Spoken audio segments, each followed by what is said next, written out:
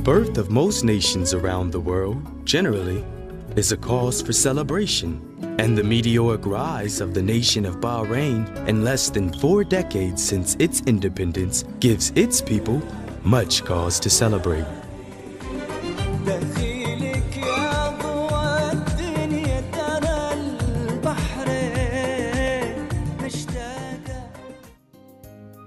Touted as the financial capital of the Gulf, Bahrain is home to over 100 banking and investment firms. Infrastructure growth has spawned a host of new developments in both the private and public sectors. An ever-expanding growth of new colleges and universities have sprung up to meet the rapidly growing human resource needs of the 21st century. To better understand where Bahrain is now, it's important to take a look at where she has been. The National Day of Bahrain is very close to what we would call the Independent Day. It's very close to probably what in America they call it the birth of the nation, the United States of America. That doesn't mean that Bahrain started in 1971. No, Bahrain has been there for many, many hundreds of centuries.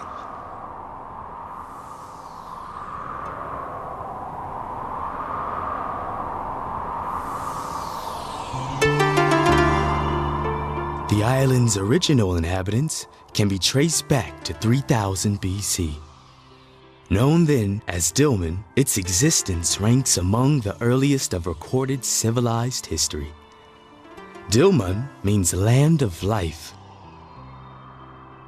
This name might have been attributed to Bahrain because of its many springs of fresh water. Bahrain stood as an oasis surrounded by the neighboring hot and dry Arabia. Dilmun served as an important link for foreign traders venturing to the Gulf on business. Bahrain was part of what is called the Delmonian Peninsula, or the Delmonian, at the Delmonian time. So there were no actually, like you can say, there is no original people. Greek and Roman travelers dubbed this land Tylos, meaning two waters. When the Persians came in 1670, they referred to it as the island of Bahrain. Along with the Persians, some of Bahrain's earliest inhabitants hailed from India, Portugal, Northeast Africa, Saudi Arabia, Kuwait, Qatar, Oman, and Pakistan.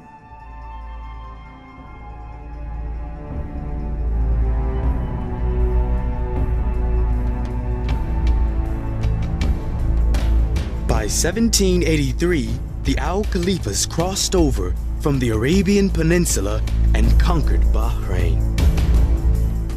And by 1861, Muhammad Al Khalifa signed a treaty of perpetual friendship with Great Britain. This peace lasted for a little over 100 years. In 1970, Iran attempted to lay claim to Bahrain. Now the Persians started claiming that Bahrain is part of theirs, and they wanted to come back to Bahrain. So this case was then taken to the United Nations for a general decision, whether it continues with the Al Khalifa being the rulers, or should it go back to Iran.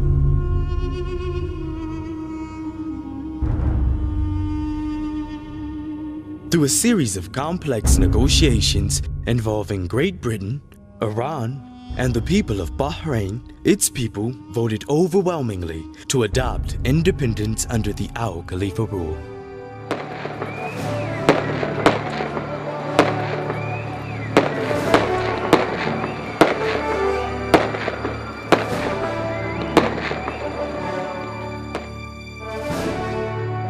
In 1971, the newly formed independent nation of Bahrain had a population that teetered slightly above 70,000 inhabitants. Though small, this tiny nation held great promise. In 1971, it was the real start of the modern Bahrain. You know, in about 6 or 7 years, from 71 till about 80 or just before 80, the very good infrastructure was created and established in Bahrain, especially in the banking sector. In its first decade of independence, Bahrain made tremendous strides. The oil boom of the 1970s served to usher in new infrastructure development. In the 1930s, when the oil was discovered first, it was firstly discovered in Bahrain, before any other Gulf country. Newly paved roads, businesses, and housing sprouted up across the country. Educationally, the Bahrain Center for Studies and Research was established. In 1977, the first commercial flight of the Anglo-French Concorde jet flew from London to Bahrain. And by May of 1978, the Bahrain Telephone Company began operating its commercial cellular telephone system. This system became the forerunner to the cordless mobile phone system in great use today. Before Batilco was formed, it was cable and wireless. And the coverage was the whole of the Middle East to the east coast of Africa and the Indian subcontinent. So they were communicating to the ships from Bahrain.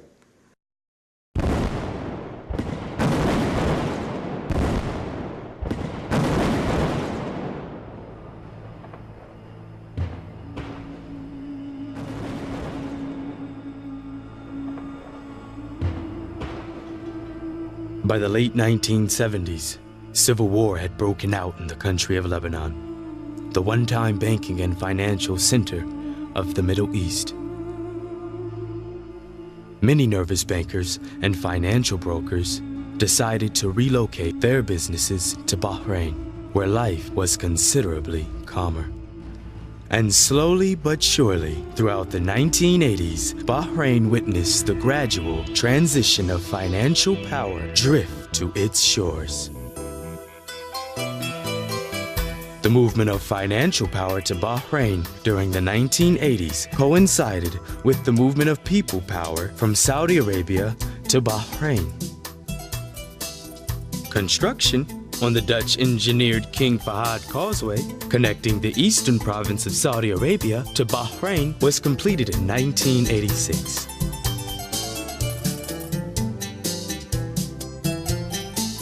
Along with its growth as the Gulf's financial center, the 1980s marked an especially unique time in the growth of human capital as well. الحكومة كانت على طول تطرش بعثات برا، بيروت، مصر، الكويت. فاحنا مجموعة عود رحنا الكويت، درسنا بجامعة الكويت. أتذكر بعثتنا كانوا تقريبا 70 طالب وطالبة. The Arabian Gulf University was founded in 1980, offering course majors in science, engineering, and medicine. By 1986, the University College of Polytechnic merged to form the nationally established University of Bahrain.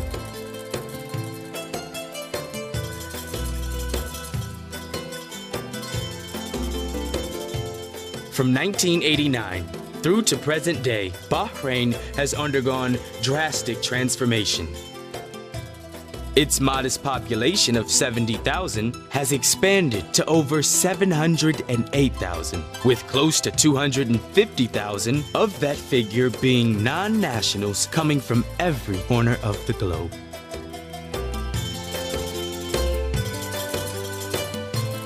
Infrastructure projects have boomed to include land reclamation and the building of the $1.3 billion financial harbor in 2004.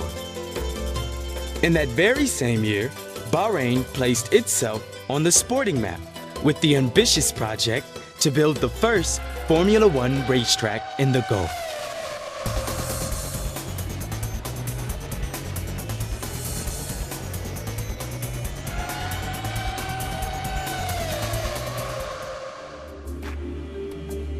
Educationally, Bahrain continued to progress by awarding in 2001 the license to Ahlia University to open its doors as the first private institution for higher education in the country.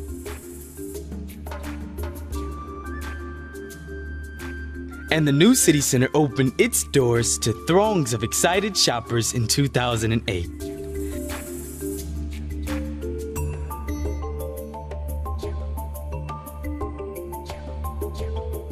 Yet, for all of its great modern advancements, Bahrainis still cherish their many age-old traditions. Many men can still be found wearing the long robe called the thobe. Women still cover their clothes with the black cloak, known as the abaya. في أواخر السبعينات بدأت حركة الحجاب بشكل بسيط لاحظناه في الكويت مو في البحرين. احنا كنا ندرس في جامعة الكويت، هذه قبل الثورة الإسلامية الإيرانية. بدأت بعض يعني بنتين ثلاث، فكان شيء غريب بالنسبة لنا.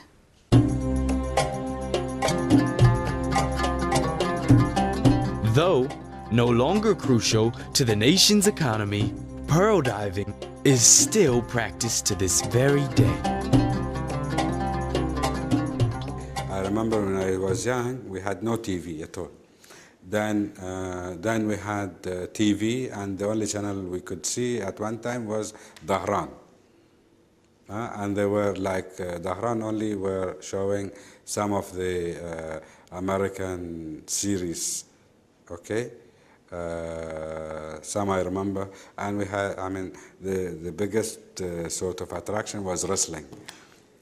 So we have a lot of gathering in the house watching the wrestling matches and all, no? And everyone supports his own wrestler, and then the family start fighting if their champion or wrestler loses or whatever.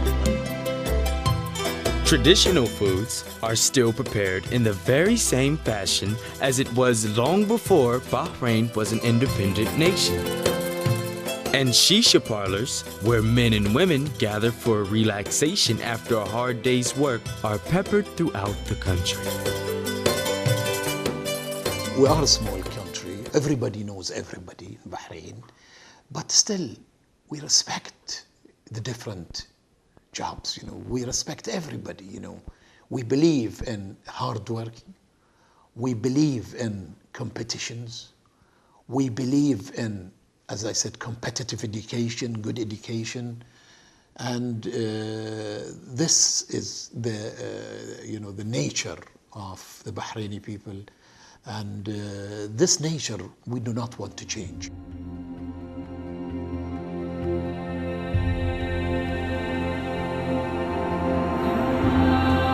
In a little less than 4 decades, the independent island nation of Bahrain has evolved from the margins of Gulf society to emerge as a global player, taking a firm place with the leading nations of the world in the 21st century.